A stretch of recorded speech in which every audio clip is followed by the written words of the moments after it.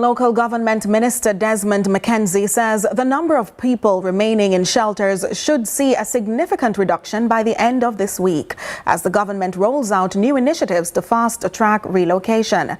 At a special media briefing on Wednesday, the minister confirmed that at least 3 shelters have already been closed, but with the schools set to reopen, there are growing concerns. Akeem Orit tells us more.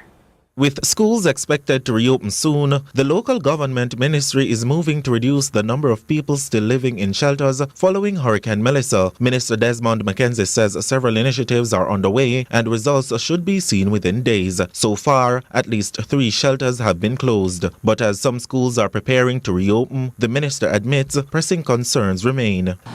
The major issue I have, Minister Dixon, is the shelter in Trelawney that occupy where the infirmary, which was totally destroyed, occupies a significant part of the school.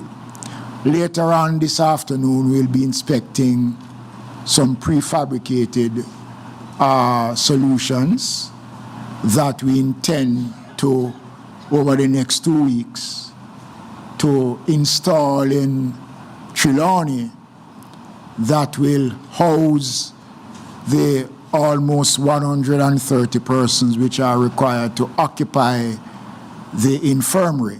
The minister also responded to concerns about homelessness. He notes provisions are being made for those in need, but is urging Jamaicans not to exploit the system.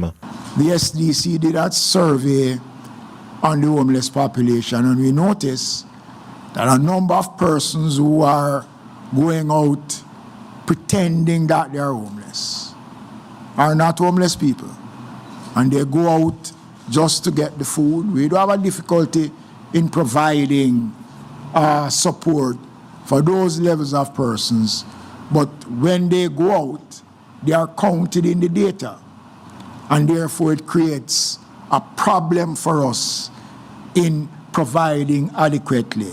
Another major challenge, garbage collection. With leptospirosis cases on the rise, Minister McKenzie says the health of garbage collectors is now at risk and is urging the country to exercise patience.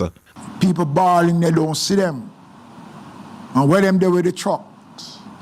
Remember, we have to ensure that they have the adequate gears to go out there to collect this level of waste. It's not the normal commercial or residential waste we're talking about. And I'm saying to the country, treat these men and women with respect. As recovery efforts continue, attention now turns to ensuring safety, both in classrooms and on the streets. Akeem Orit, CVM News.